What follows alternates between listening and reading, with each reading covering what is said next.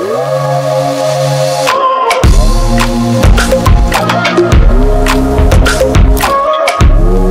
a Global Entrepreneurship Week, and this is a Global Entrepreneurship Conference. Champions are not made in the ring. They are crowned and recognized in the ring. They became champions by putting in thousands of hours behind the scenes for them to pop out as great operators. And I bring that to your journey of an entrepreneur.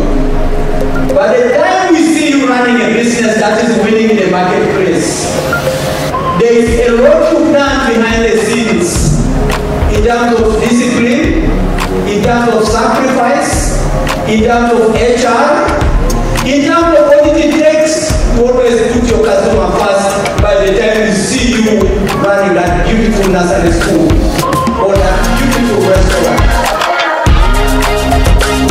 I got into business, I think it's really like a chance, as a job, really, but because I was trying to find an alternative product for a remedy for my daughter who was suffering from eczema at the time. And that's how my journey into entrepreneurship actually began. Parish development model, it's all about ensuring that we have development that is organized, starting with the household. The dream is that every household in Uganda should have a capacity to earn decent income that can enable it to meet their basic needs at the household level. There's nothing wrong with getting a loan or debt, but what are you getting it for? Every single all of you, the moment you start a business, I want a loan. No. Are you sure I don't want that loan? We have started the compliance. How compliant are you? Those are some of the things we are going to look at, whether you like it or not. As an entrepreneur, I believe that business is a calling because it's about finding what God has actually put in you and then making the most of it, because that's what actually makes sense.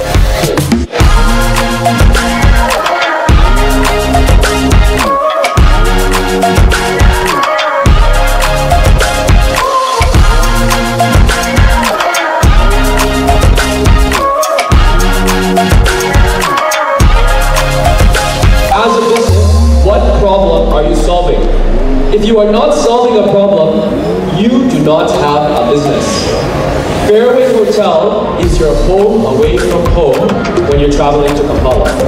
When you're looking for taking your wife out for a celebration or your kids for a birthday, Fairway Hotel solves that problem.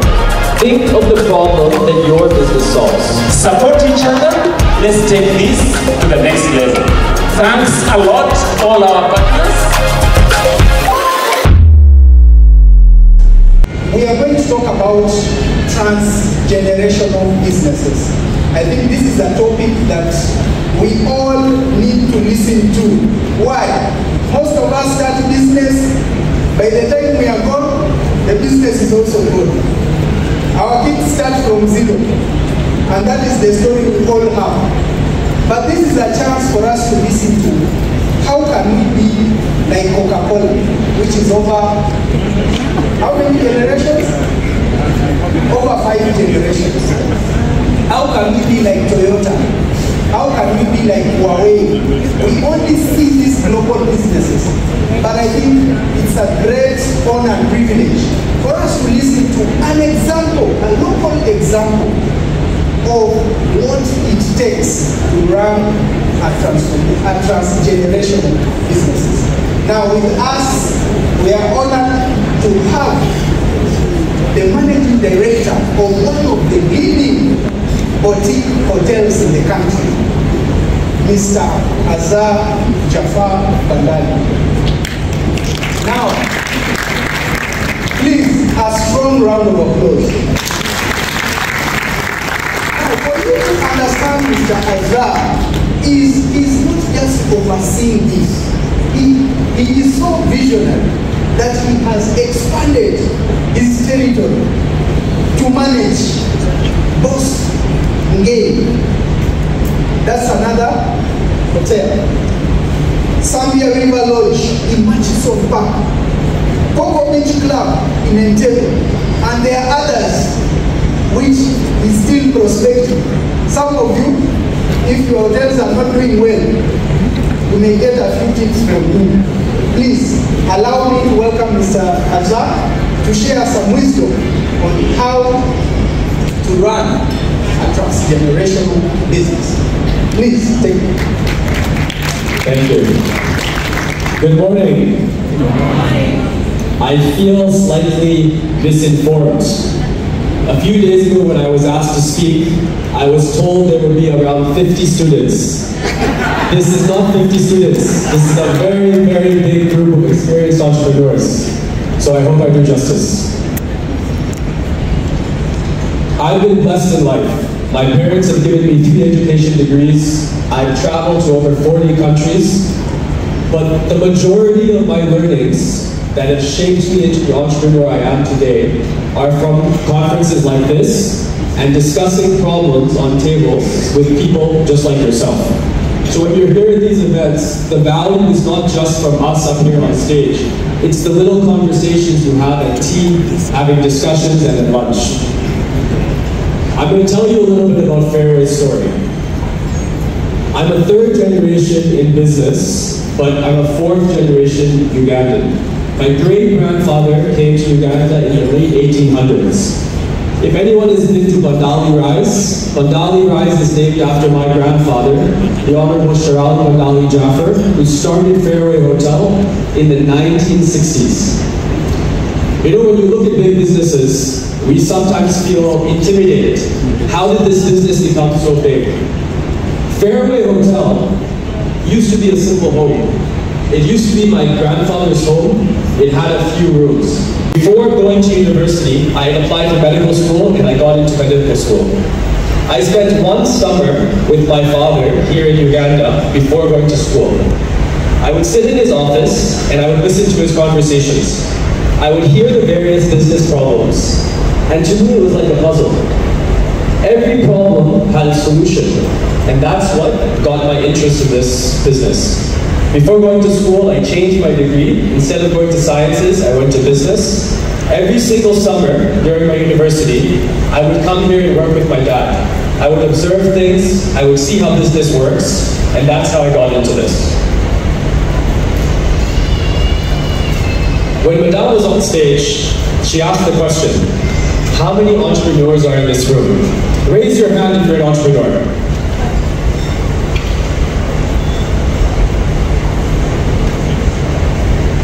Why did you choose entrepreneurship? You raise your hand, yeah? Why did you choose to be an entrepreneur? In few words, to make money.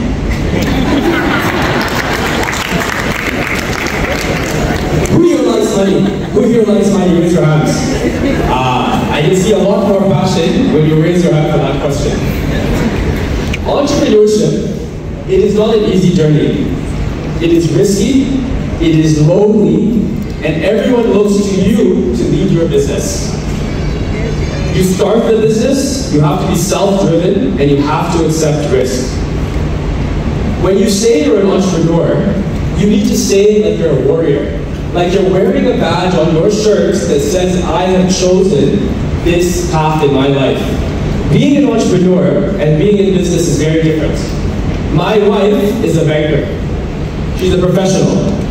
Her life is very, very different than mine. When she comes home from 6, she turns off her phone and she can chill.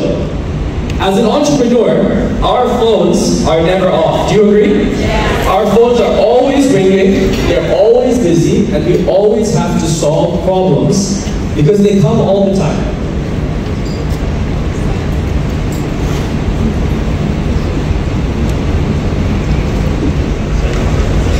To be a strong leader, these are some of the learnings I've learned from my great-grandfather, my grandfather, and my father.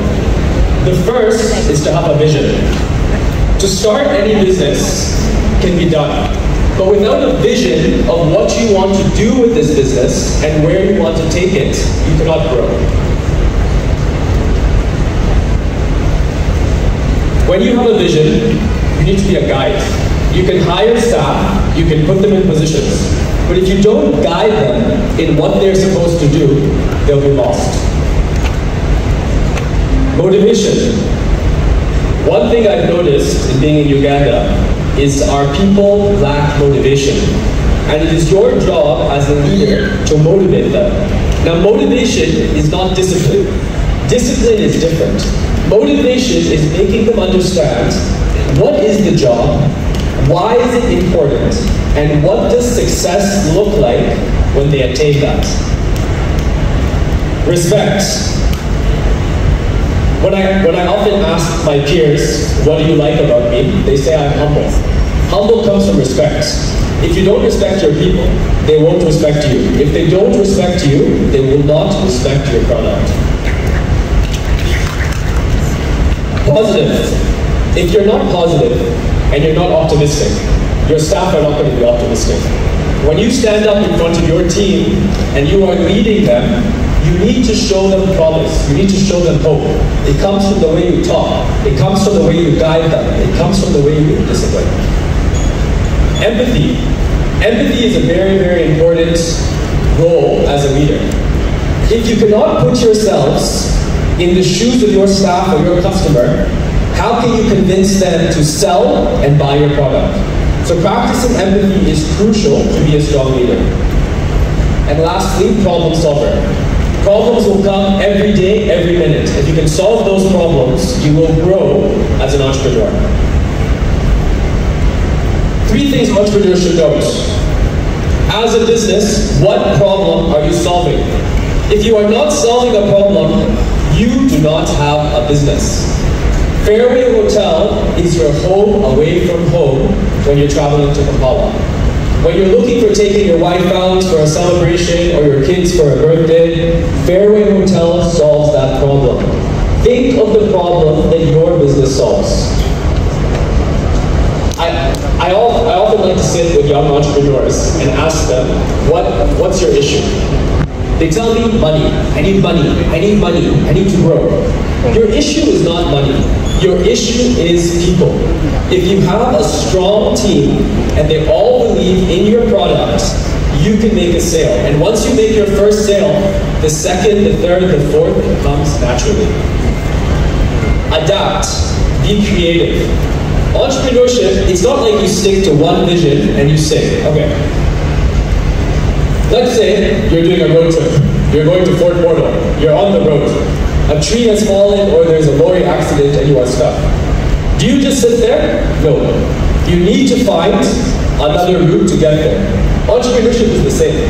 You can set a vision, but if you do not adapt and you do not mold as the situation changes, you're going to be stuck. I'll tell you a little learning I learned during COVID. I came back to Uganda, I took over this hotel.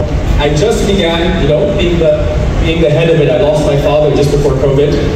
I take over and COVID comes. Airports shut down. We go into a 2-year lockdown. Now we're a hotel. A hotel that does not have tourists cannot survive. You have all these educations and you come from a wealthy family. That is why you're able to do this. And I promise you, that is not the truth. Anything you don't know can be learned by a smartphone. Do you agree? Has anyone been to Asian Fusion restaurants at Fairway Hotel? Have any of you been there? Asian Fusion is ranked with the top restaurants online. I never took a single day of cooking classes in my life. When I started Asian Fusion, I went onto YouTube, I found videos, I put a thing, I got into the kitchen, and I cooked with my staff until we understood what it should taste. And I share this story with you to show you that really, if you want to be successful, Google and ChatGPT have all the answers to the issues you guys have. Whether you want to learn accounts, watch a YouTube video. If you want to learn a recipe, watch a YouTube video. But the excuse of saying, oh, I didn't have a degree, that is a lame excuse. Everything can be found on your phone.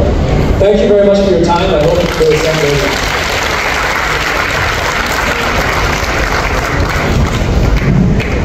Vision. Vision is like a compass. It determines your destination. And if you know your destination, then you can start the journey. Just like our athletes, they they plan to win gold medal. They don't wake up to go and compete.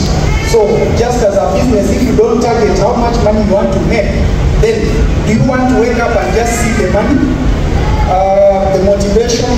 Then build bridges, don't burn them. Some of you abuse people on your way, whether they look small or you don't know them, and then later you actually find they are the people who will create opportunities. So please, build bridges, don't burn them. Okay? Build relationships. I think that was very key that I picked. And then, as the organization grows, you know, usually you start the business, you know everything, you're involved in everything. But over time, you need to allow systems and processes in place. Be system driven, and that will allow people to follow systems and processes. And that will allow your organization to scale. He doesn't know the 500 by name, I'm sure. But he has systems that ensure that the 500 are able to deliver their services. However, there's something I wanted you to talk about with regards to relationships. You see, when we talk about a family business, see, there is this relationship bit. Did they just give you, is it that you are qualified? And we have this challenge where we have our relatives, our friends, and we want them to be part of the business. What makes you select this is the right person, especially from family, to be involved in business? Because most of us are emotionally driven and not competence driven. Okay? Some of you go to the village, you pick your brother or your sister and say, okay, come and run this. I trust you. Even if they are not competent. Would you recommend for that? You know, in business, you need to work with people that you trust, and generally, working with family is easier.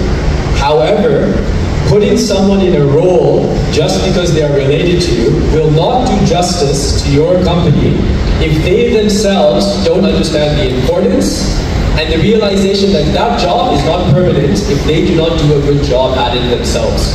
So although it is helpful to keep staff and keep family involved in your business, do it with some prejudice, knowing that, hey, I want you to work with me, but this is what is expected, and I hope we can work well together. Mr. Jaffer. Just a quick note, I would request the team of Enterprise Uganda. Everybody, if you have questions, please write down. We are certainly not going to accommodate all the questions. But we discussed with Mr. Jaffer, and he offered a special Global Entrepreneurship Week session that we will share the questions and we shall follow up. And well, I understand the additional purpose. Other than that, you've been a great audience. Thank you very much.